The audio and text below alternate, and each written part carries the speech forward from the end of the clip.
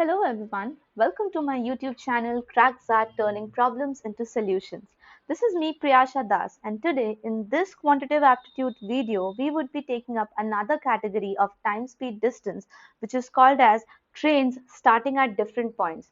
Now this is supposed to be a little tricky question compared to the one we did in the previous video, because in the previous video we were able to apply the formula quite easily using the fact that both the trains are starting at the same point. Now, just to make this question a bit more trickier, we would now come into a condition where both the trains are starting at different times. So, keeping this into mind, let us see what the question says right now. The train A is starting from station P at 5 p.m. and reaching the other station R at 10 p.m. And another train B starts from station R at 7 p.m. and reaches station P at 11 p.m. So the duration of train A is 5 hours, as I can see from this information, and the duration of train B is 11 minus 7, that is 4 hours. So that means now the only information provided to us in this question is the time duration of both the trains. We know that the distance between station P and station R needs to be constant. So what are we waiting for? We'll just go with the formula which says time into speed is equals to distance, and when the distance is constant, the time and the speed will be in the inverse ratio. Can we figure out the ratio of the time? Of course we can. But before we do that, let us try to understand what is the difference between the previous question which we did in the previous video and this question. The difference is that the train A is starting at 5 p.m. and the train B is starting at 7 p.m. Since the starting time is not the same, comparing it would be a bit difficult for us. And if we go by the long simultaneous equations, then that would cost us a lot of time. So to save the time and to apply the same formula, let's try to figure out how can we make the starting time same. Now, as I've always been saying, that people are generally thinking that these questions are too difficult to handle and etc. etc.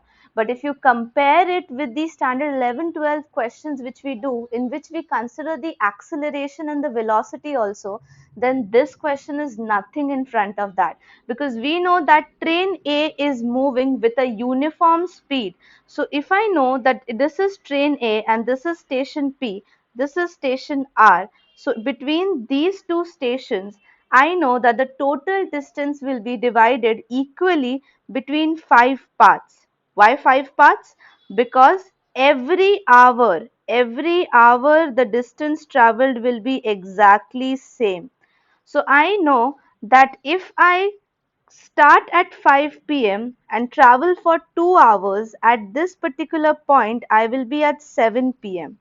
And now this is 7 p.m., this is 10 p.m., which can be compared with the train B, which actually started from station R at 7 p.m.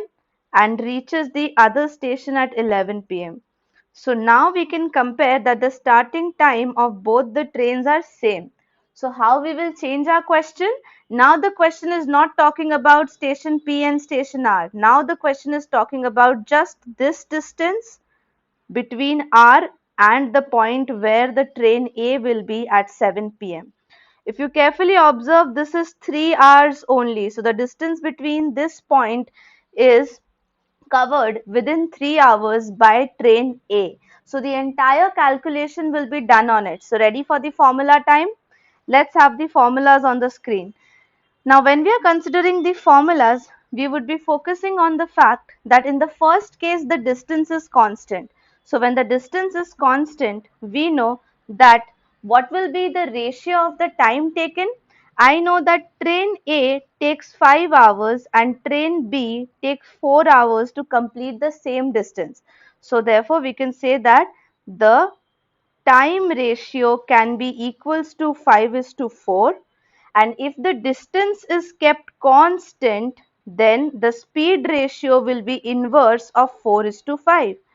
Now, since the motto of this question is to find out the meeting time, so we will now try to keep the time constant, and in the formula of S into T equals to D, if I keep the time constant, then the speed and the distance are directly proportional to each other. That means if the distance increases, the speed also increases.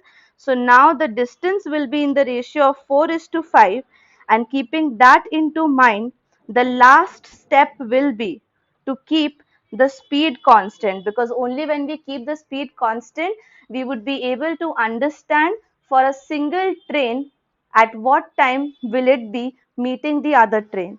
So if the speed is constant, now the time and the distance will be directly proportional.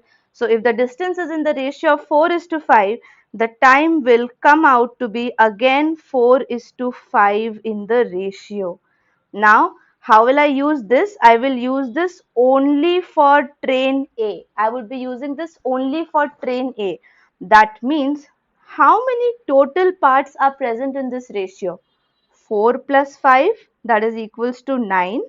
So, if I am traveling like this and I am just considering 7 p.m. over here for train A and 10 p.m. over here where it reaches the station R over here, so if I divide this into 9 equal parts, imagine me dividing it into 9 equal parts: 1, 2, 3, 4, 5, 6, 7, 8. Okay, and this one is of course the ninth one. So if I divide it into 9 equal parts, I know that the time is in the ratio of 4:5. That means exactly over the fourth place, 1, 2, 3, 4. At this place, the train A would reach here and the train B will come over here. So this is the meeting point. And how will this meeting point be found out, or how will we find out the time? This is 4 by ninth of the total time between 7 p.m. and 10 p.m. What is the time between 7 p.m. and 10 p.m.? The time duration is 3 hours, and 3 hours can be called as 3 into 60, 180 minutes. That means this point is nothing but 4 out of 9 of 180 minutes. That makes it equals to 80 minutes. So after 80 minutes from 7 p.m., the train A will meet with train B.